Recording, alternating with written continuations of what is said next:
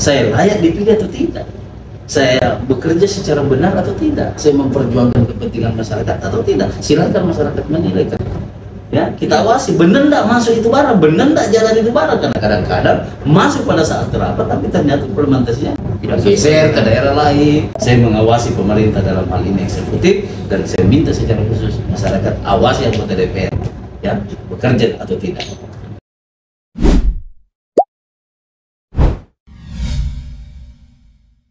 Bismillahirrahmanirrahim. Assalamualaikum warahmatullahi wabarakatuh. Salam sejahtera untuk kita semua. Halo Sobat GoPod, kembali lagi pada Government Podcast episode kali ini bersama saya, Baso Ahmad Susilo selaku moderator pada kesempatan kali ini, dan telah hadir bersama-sama di tengah-tengah kita narasumber yang sangat luar biasa yang menyempatkan kesempatannya untuk hadir di tengah-tengah kita, yakni Bapak Supriyadi Arif, SPDI MSI. Apa kabar Bu? Alhamdulillah Dinda, sehat-sehat saja. Luar biasa beliau menyempatkan untuk melakukan hadir sebagai narasumber pada Government Podcast episode ke-19 kita pada kesempatan kali ini.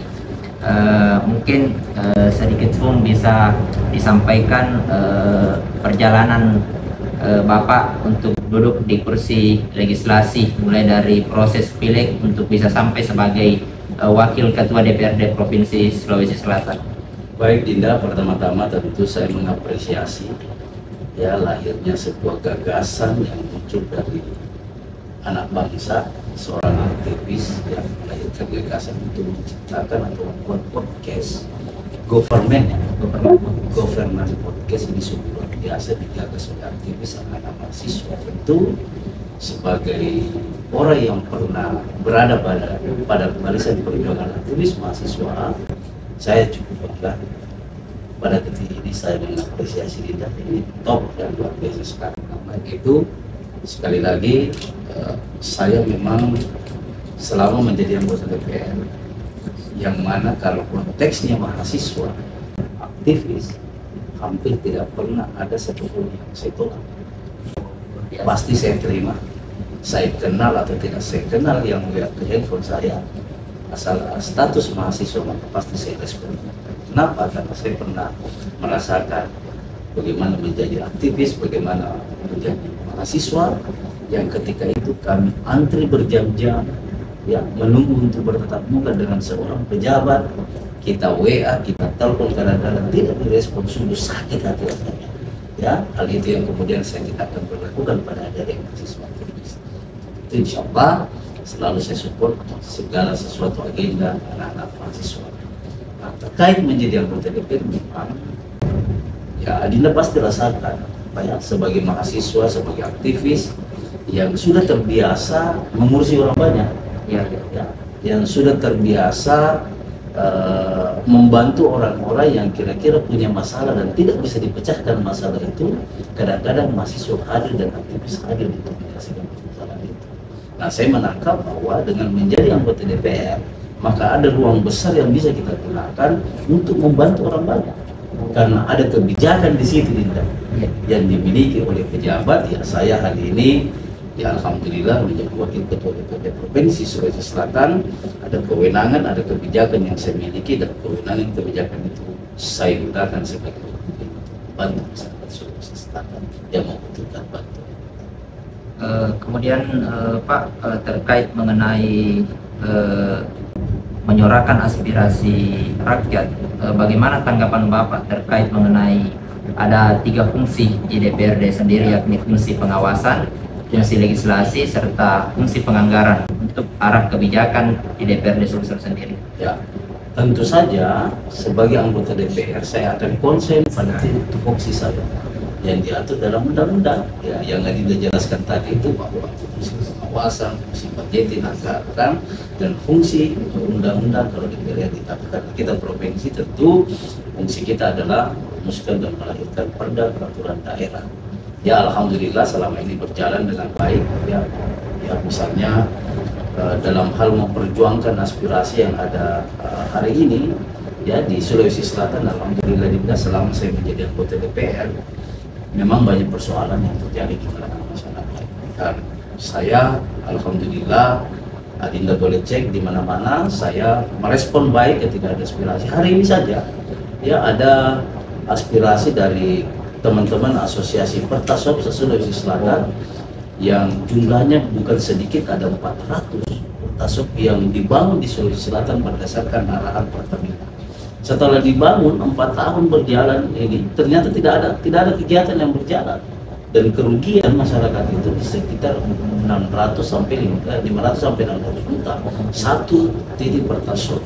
Saya cukup sedih karena pelaku Pertasop ini adalah masyarakat menengah ke bawah yang rata-rata mereka menggadaikan sawahnya, menggadaikan rumahnya untuk ambil uang di bank, kemudian bangun Pertasop.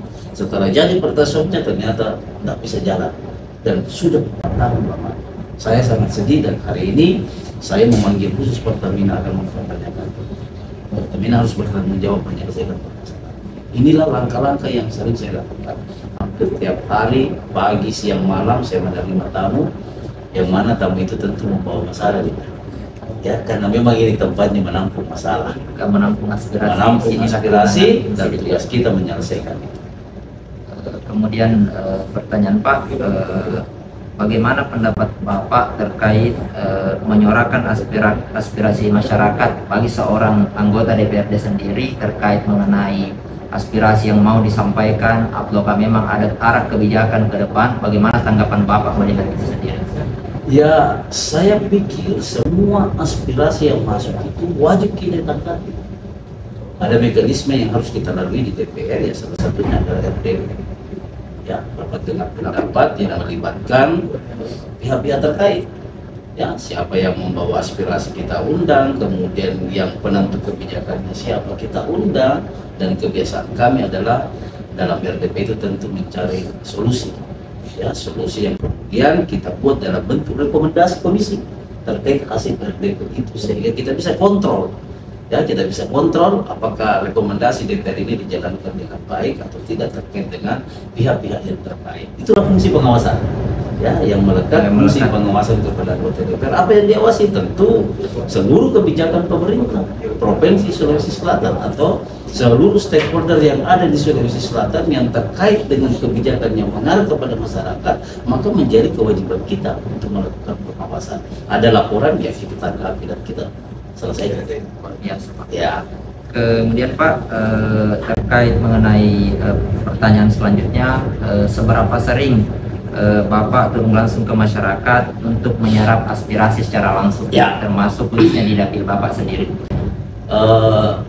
Secara aturan, ya, yang resmi ini kita diatur dalam 2 agenda resmi. Pertama adalah reses, yang kedua adalah kunjungan pengawasan. Ya, insya Allah besok saya akan mulai reses di dapil saya sebagai Wakil. Nah, di luar dari itu juga ada kunjungan yang dilakukan oleh komisi.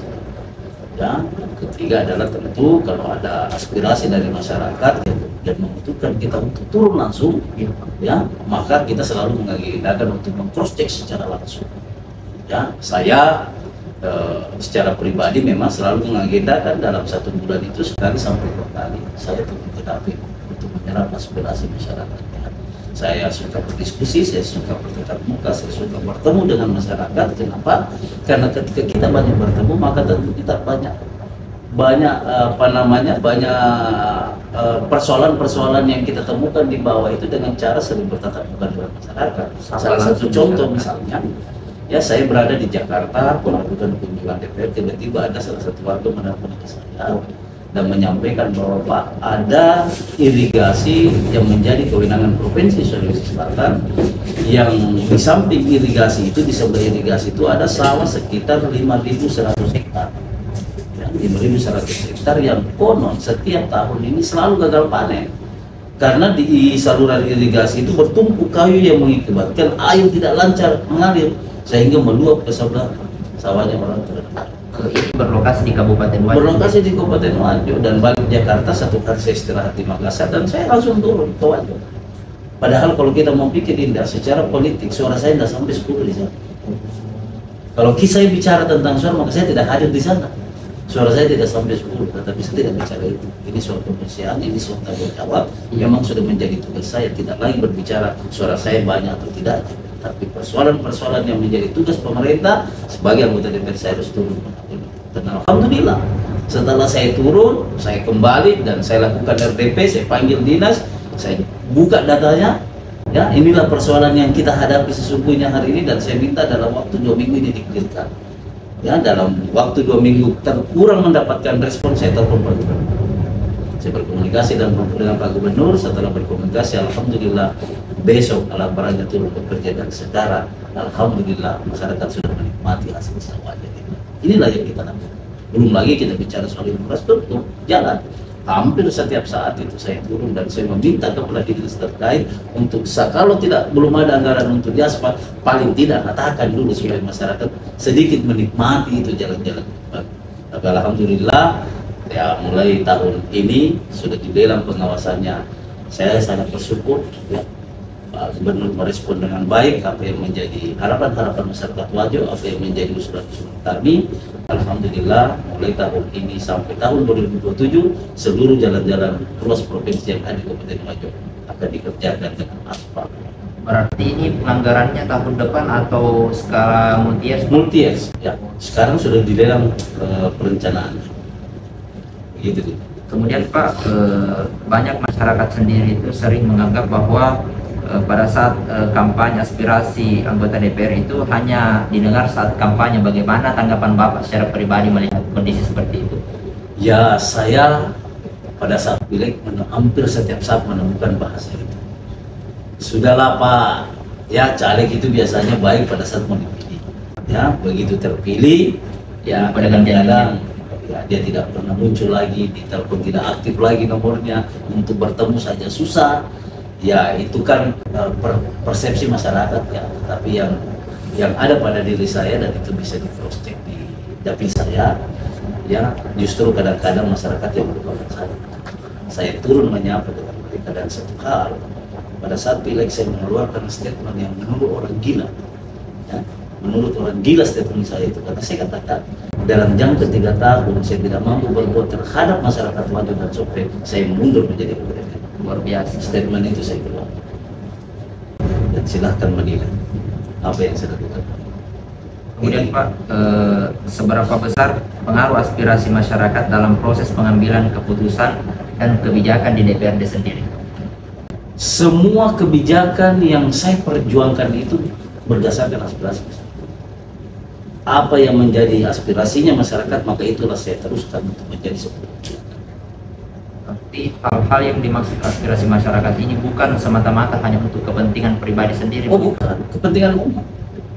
Berarti semuanya memang mengarah untuk masyarakat dan prinsipnya dari rakyat, oleh rakyat, Dari rakyat. Jangankan aspirasi masyarakat, fasilitas yang melekat saja pada diri saya sebagai pimpinan DPR, ya, dinas, rumah jabatan, saya persilahkan masyarakat menikmati.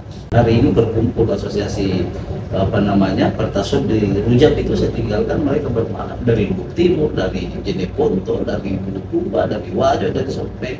Sudah 9 bulan saya menjadi anggota DPR dan 7 bulan saya tempati rumah jabatan saya. Saya memang jadikan rumah rakyat.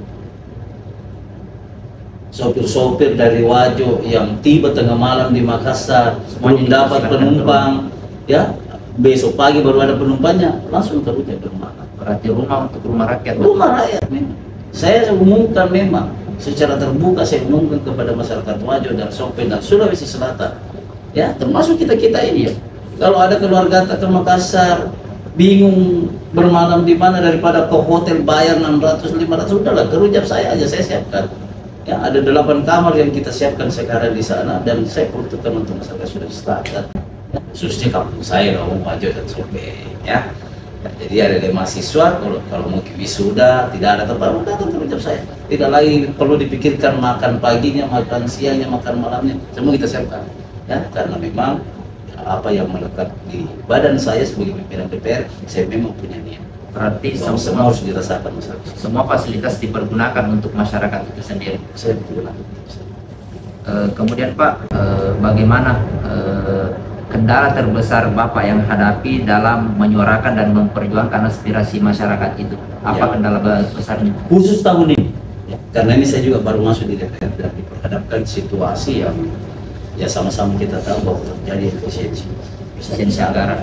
Sehingga kadang-kadang sudah ada yang kita rancang sedemikian rupa, ya, kita sudah yakin bahwa insya Allah apa yang menjadi aspirasi masyarakat ini saya bisa golkan, tetapi ada kebijakan dari atas pemerintah pusat terkait dengan efisiensi.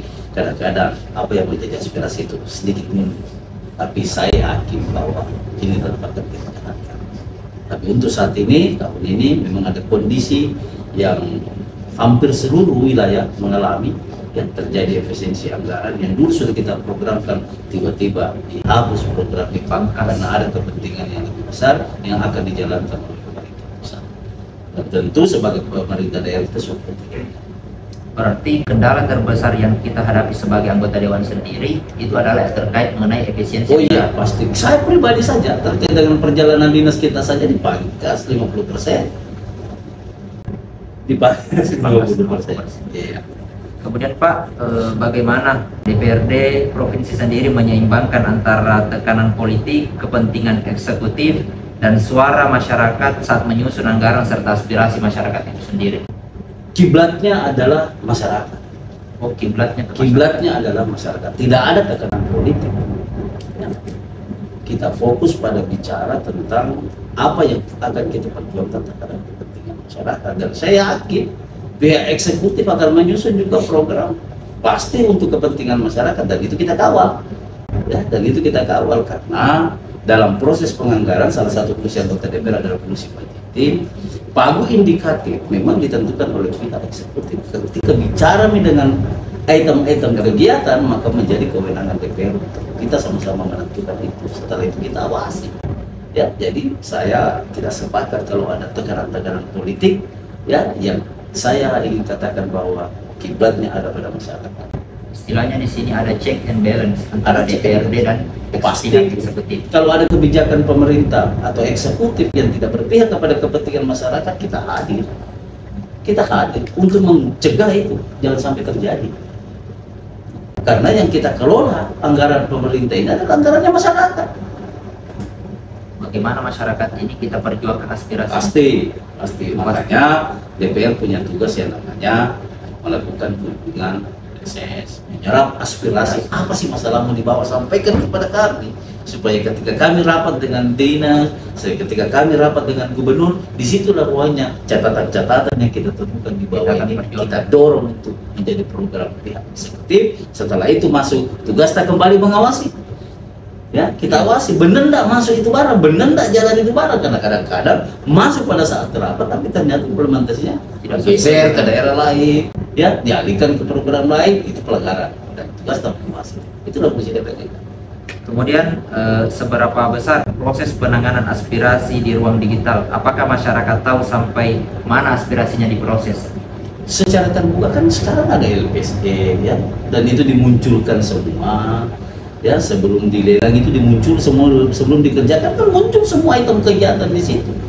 Ya, tinggal butuh sosialisasi dan sehingga pesan itu tersampaikan kepada masyarakat, ya, bahwa ini loh yang program pemerintah Provinsi Sulawesi Selatan, muncul semua di situ juga. Nah, muncul pertanyaan, bagaimana masyarakat yang tidak bisa menggunakan handphone ala elektronik? Ya, itulah tugas kita sebagai anggota DPR. Menyerap aspirasi, ya, menyerap aspirasi kita menyampaikan. Bahkan saya punya perencanaan akan menyusun laporan secara tertulis 1 kali dalam 1 tahun. Apa yang saya lakukan sebagai pemerintah? Anda sudah memilih saya selama 1 tahun saya bekerja, ini loh yang saya lakukan. Saya akan publikasikan kepada masyarakat sehingga masyarakat bisa menilai saya layak dipilih atau tidak, saya bekerja secara benar atau tidak, saya memperjuangkan kepentingan masyarakat atau tidak. Silakan masyarakat menilai. Kenapa? Karena pada saat itu saya menemukan argumentasi masyarakat.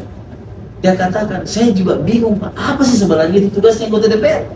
Nah, nanti kita tahu bahwa ada DPR itu kalau mau dipilih lagi. Muncul bahasa-bahasa seperti itu, ya. Ya, muncul bahasa-bahasa seperti itu, sehingga saya dengan mengikuti perkembangan zaman yang hari ini sosial media ini sangat menguasai, saya manfaatkan kegiatan-kegiatan menerima tamu, kegiatan rapat dengan eksekutif, kegiatan kunjungan ke dapil, kegiatan kunjungan ke Jakarta, semua saya bungkus, saya kemas dalam bentuk sosial media dan saya lempar supaya masyarakat paham bahwa kita bekerja. Kemudian Pak, menurut Bapak sendiri, apa yang harus dibenahi agar hubungan antara rakyat dan DPR ini bisa lebih erat dan terbuka, khususnya kita sebagai Wakil Ketua DPRD Provinsi Sulawesi Selatan menyikapi hal itu? Nah, saya setuju itu. Karena kadang-kadang mereka menyampaikan, masyarakat menyampaikan, Pak, kami bingung sebenarnya. Kadang-kadang ada masalah yang kita hadapi, ya, bingung kita mau sampaikan di mana. Kita mau ketemu ke kantornya, Dia tidak ada, rapat, ya, dihubungi susah. dihubungin susah. Ini argumentasi setelah saya masuk di DPR. Tapi ternyata setelah saya masuk, alhamdulillah, di ruangan saya Dinda bisa cek di staf saya. Tiap hari asal saya ada di Makassar, mulai pagi sampai sore jam 5 itu pasti ada tamu tidak berhenti. Selesai di sini saya kembali ke Rujak sampai tengah malam lagi saya terima. Ya, saya membuka ruang itu dan insya Allah saya selalu terbuka untuk masyarakat Sulawesi Selatan. Sebagai pimpinan DPR tentu saya membuka ruang sebesar-besarnya untuk berdiskusi, menyerap aspirasi. Bahkan pada saat reses nomor handphone saya sebut secara terbuka. Ini nomor handphone saya. Kalau ada kepentingan tak silahkan telepon saya. Mau tengah malam, mau subuh, mau pagi silahkan. Saya tidak ada masalah. Kenapa? Karena itu tugas. Nah, meskipun istri boleh menanggung, kesehatan mulai terganggu. Yang namanya tanggung jawab moral sebagai anggota dewan harus memang transparan ya Pak. Apa yang saya sampaikan ini boleh kita cek. Kemudian banyak yang menilai aspirasi rakyat itu hanya berhenti di tumpukan laporan. Bagaimana Bapak menanggapi kritikan itu sendiri? Iya, bingung juga saya Dinda, karena yang saya alami nggak begitu. Berarti ini hanya isu Soal person aja mungkin ya, mungkin saja ada masyarakat yang pernah menyampaikan aspirasinya seperti itu, mungkin ya sekedar ditampung saja dan tidak diselesaikan. Tapi kami selama ini seperti DPRD Provinsi, alhamdulillah saya bersama pimpinan-pimpinan lainnya menanggung khusus soal itu, dan kita cross check dan kita ikuti sampai betul-betul tersampaikan apa yang menjadi aspirasi. Berarti isu yang selama ini masuk melalui berbagai media sosial ternyata ini tidak benar ya Pak terkait. Kalau yang saya alami sekarang tidak. Kalau yang saya alami sekarang.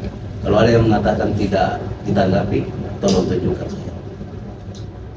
Kemudian pertanyaan terakhir Pak, apa harapan Bapak sendiri kepada masyarakat dalam menyampaikan aspirasi agar lebih efektif dan berdampak, khususnya juga di wilayah Sulawesi Selatan sebagai Bapak Wakil Ketua DPRD Provinsi Sulawesi Selatan? Ya, tentu harapan kami kepada masyarakat Sulawesi Selatan itu sedikit juga aktif ya dalam mengawasi kinerja DPR. Jadi kalau kami anggota DPR ini mengawasi pihak eksekutif ya atau seluruh stakeholder yang ada di Sulawesi Selatan, saya secara khusus meminta kepada masyarakat juga untuk mengawasi anggota DPR. Jangan sampai ada anggota DPR yang tidak bekerja untuk rakyat. Sehingga tugasnya itu masyarakat awasi. Ya, sampaikan secara terbuka. Sekarang sudah zaman terbuka. Di sosial media Anda sudah bisa menyebut bahwa saya sudah memilih anggota DPR ini, tapi dia tidak bekerja secara baik, kecewa saya. Itu dalam bentuk pengawasan. Ya, saya minta itu kenapa? Karena tidak mungkin kami mampu menjangkau seluruh titik-titik yang ada di Sulawesi Selatan, ya, untuk mengidentifikasi seluruh permasalahan. Sehingga kita butuhkan kerjasama yang baik. Ya, saya siap menampung. Tidak hanya bicara di dapil saya Sulawesi Selatan di Sapewajo, secara keseluruhan Sulawesi Selatan saya siap menampung. Silahkan sampaikan aspirasi. Ya, di samping itu tentu kami juga pihak DPRD Provinsi Sulawesi Selatan akan lebih aktif turun ke bawah. Ya, kami mendorong segera ditambah titik-titik untuk kegiatan reses supaya kita lebih banyak bertatap muka dengan masyarakat dan kita lebih banyak bisa menyerap aspirasi. Harus ada kerjasama yang baik antara masyarakat dengan DPR dan kita saling mengawasi. Saya mengawasi pemerintah dalam hal ini eksekutif, dan saya minta secara khusus masyarakat awasi anggota DPR ya bekerja atau tidak. Berarti masyarakat lah yang menilai nanti bagaimana proses kinerja anggota DPR itu sendiri. Artinya masyarakat disuruh mengawasi anggota DPR saya itu minta sendiri. secara khusus ada mahasiswa silahkan yang punya sikap kritik itu silahkan awasi kami bekerja atau tidak, sampaikan secara terbuka kalau kami tidak bekerja ya sepanjang betul-betul valid itu informasi. Luar biasa apa yang telah disampaikan Bapak Supriyadi Arif, SPDI MSI selaku Wakil Ketua DPRD Provinsi Sulawesi Selatan. Mudah-mudahan apa yang disampaikan ini bermanfaat bagi kita semua. cukup sekian pembahasan Government Podcast kali ini. Saya selaku moderator pamit undur diri dan terima kasih Bapak atas kesempatannya luar biasa di sela-sela kesibukan. Podcast top banget ya, dan saya berharap ini dikembangkan dan sekali-sekali undang juga teman-teman yang lain, kita bahas isu-isu yang lain apa itu baik dengan kondisi Sulawesi Selatan yang sangat luar biasa. Terima kasih Bapak, sekian dan terima kasih. Sampai bertemu di Government Podcast episode selanjutnya. Wabillahi taufiq wal hidayah. Wassalamualaikum warahmatullahi wabarakatuh. Waalaikumsalam.